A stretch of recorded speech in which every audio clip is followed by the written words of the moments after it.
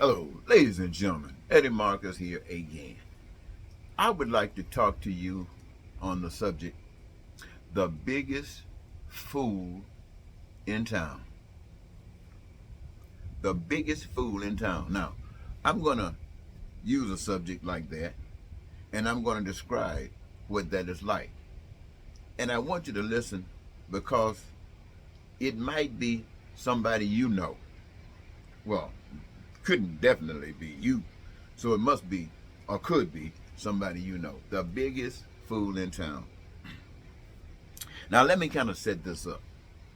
I remember when I was, this guy here was a youngster, a child, say up until, well, until I woke.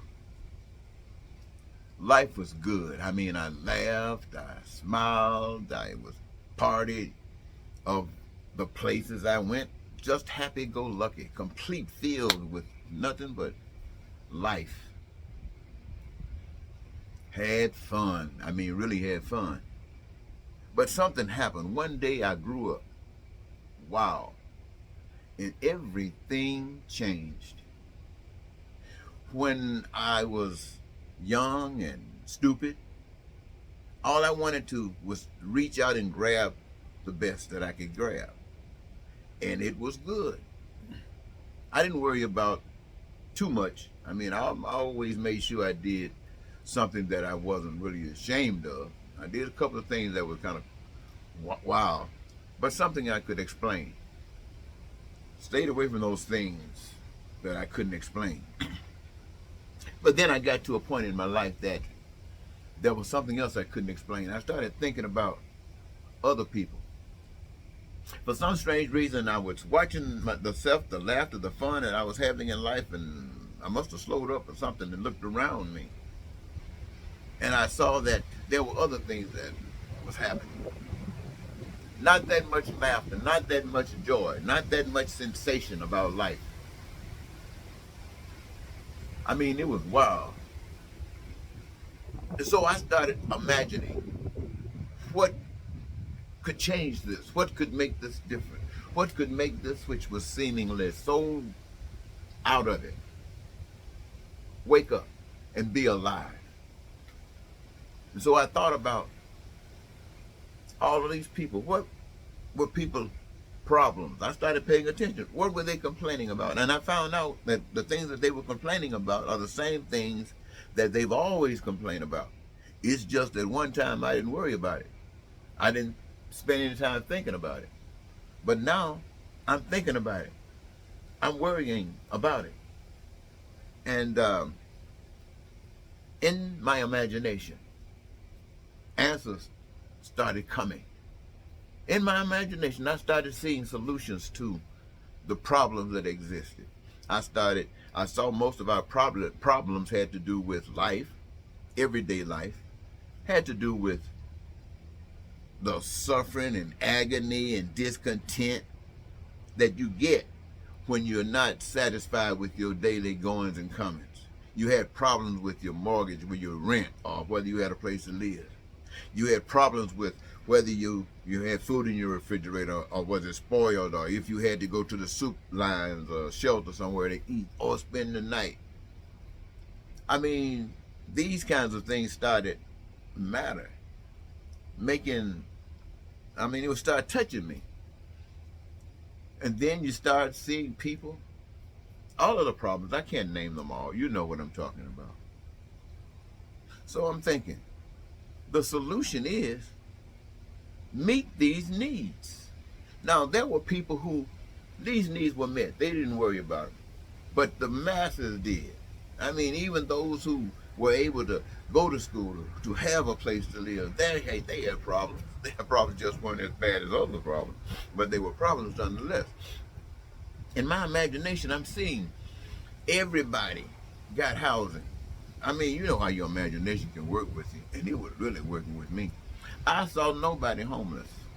You know, when you were families, you had that structure, housing and etc. When you became single or married or whatever, you branched out, whatever your living situations required, they were there for you. I saw this all in my mind. I saw you having to suffer for nothing. Your needs, your wants, and your desires were in abundance, and you could access it at your leisure. You didn't worry about education. No, my friends, it was there for you, and for those of you who needed it and wanted it, you were good at it. Healthcare, the best. I mean, everything just flipped the script. It was nothing to make money. It was everything to become fantastic. I mean, to be divine, to be great in my imagination. And all of a sudden, I'm seeing our infrastructure change. I'm seeing our daily lives change. I'm seeing hate, racism, and bigotry seem to be just disappearing.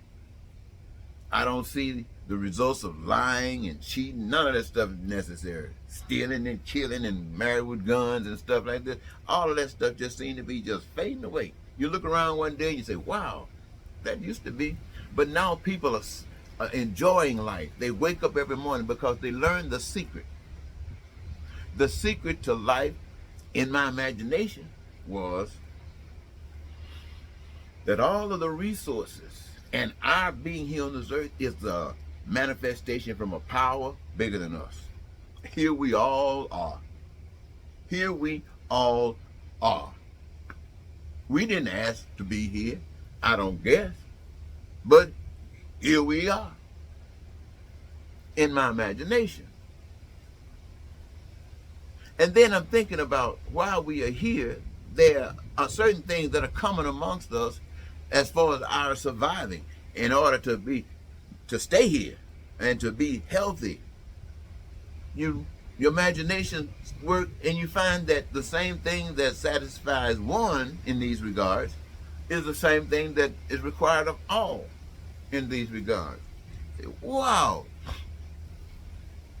So now you see the gift of life outside of you. And then you see you in life. Now, what is missing? The reservoir of goods and services are depleted. There's nothing there. In my imagination, doesn't mean nothing's there, but it's not sufficient to meet the needs. And in my imagination, how do you meet that? Well, you think, and all of a sudden it hits you. Everybody that benefits from, and everybody benefits from, play a major role in the production thereof. So the resources are free. The needs are ours. Now, what says that you can hold your head up high?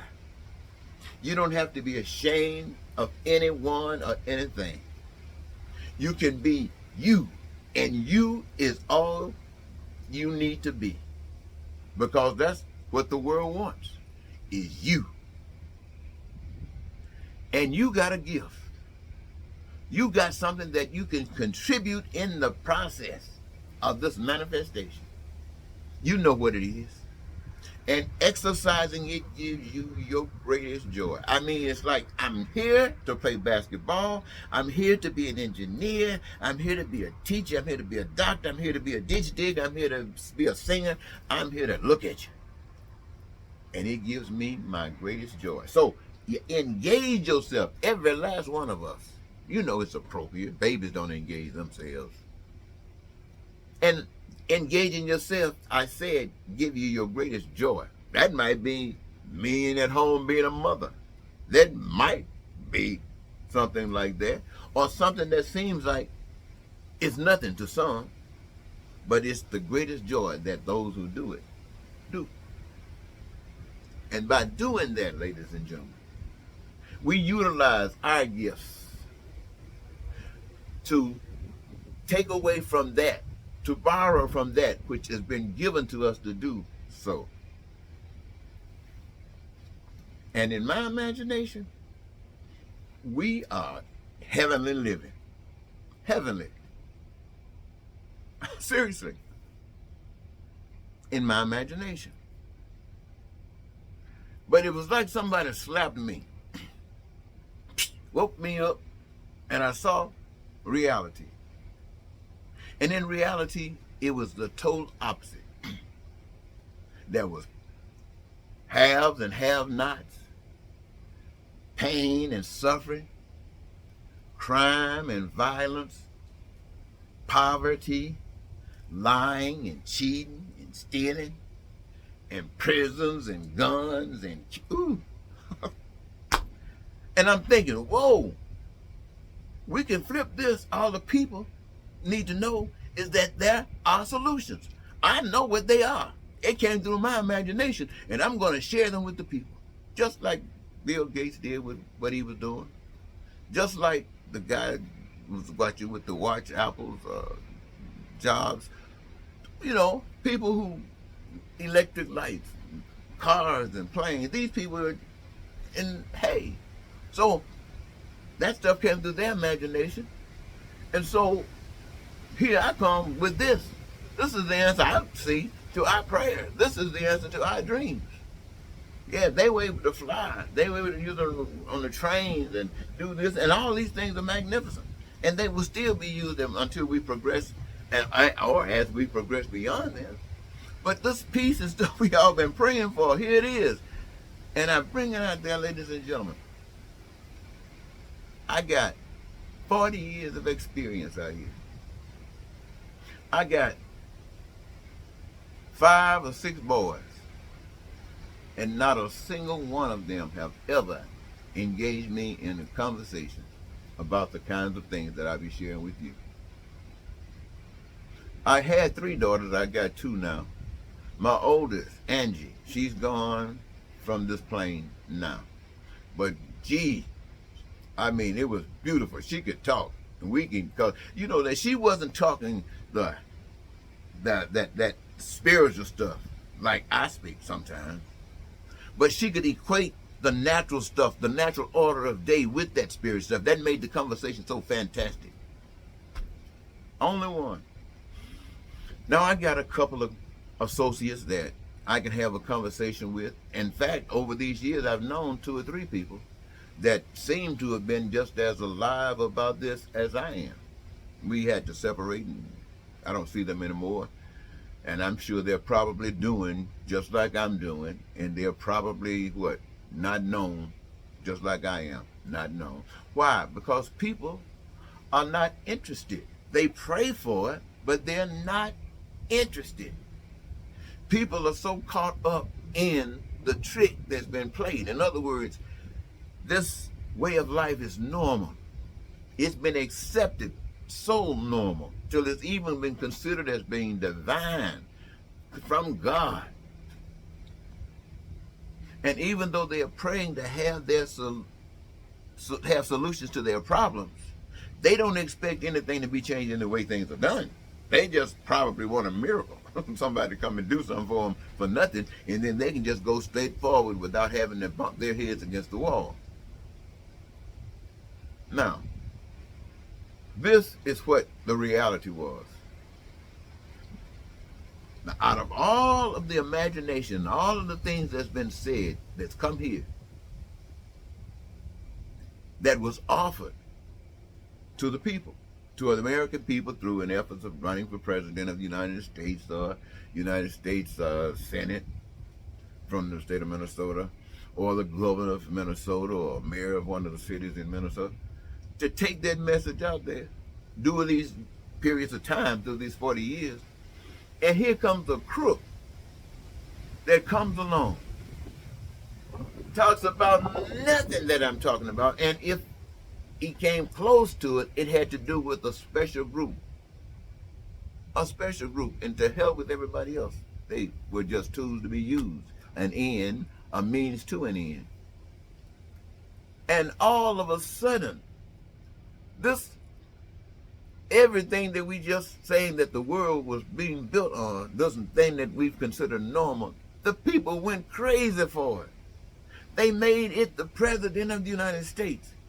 And when those who wasn't just for that exposed what was going on, But people say we don't care. They made sure they had the Senate stacked with somebody that would say, we don't care, put him back out there. They are the ones who stole the Supreme Court, stole seats. So when they wanted some stuff done that they wanted done, they didn't care what hurt, give it to us. And the rest of the people be damn. That's the whole system of the world. Now, I'm here thinking that something is wrong. And what I find out is that not only do I not have this conversation with my kids, my friends, I can't talk this with them because they don't want to hear it. It's like I'm talking about, and wait a minute now. Let me go to the church. Now, the church is supposed to be right here where this stuff is just overflowing. I believe, this is the way I see it. You can't talk this stuff. You can't talk peace and prosperity and liberty and joy in this world. Because they've been trained to say that can't happen here. They call that worldly. Living. But everybody want it. But they just can't lift it up. And even the ones that lift it up are crooks. Because it's only working for them. It's not working for the people. It's working for the ones who at the head. You know, the ones who are always playing the rest of us for fools. Well, anyway, I thought that Americans, all they needed was to know the solution. I realized that when it came down to the watch, it only required certain technicians to be able to do and complete. When it came down to the computer, the same thing. When it came down to the lights, same thing. Cars, the same thing. Planes, the same thing. But when it comes down to humanity, it requires all of us. It requires all of us to participate. And that just seems like anybody that thinks that can happen is the biggest fool in town. What about you? Do you think that can happen? Well, most people don't think that can happen because they are part of the problem. They make sure that they stay on the side of it's not going to happen. So it can't happen, got their support. So when I talk about the greatest fool in town, that's me. I'm the biggest fool in town because I want for you what you don't want for yourselves. And I can't even help it. I can't help it. Anyway, that's why I say I'm the biggest fool in town. I woke up to find that out. But I gotta stay the biggest fool in town because I refuse to follow a system that's built on evil. Now that doesn't mean that everything I do is perfect. Let me get that straight, because I don't want you out there trying to dig. You ain't got to dig too far. I want you to know that I'm just like you.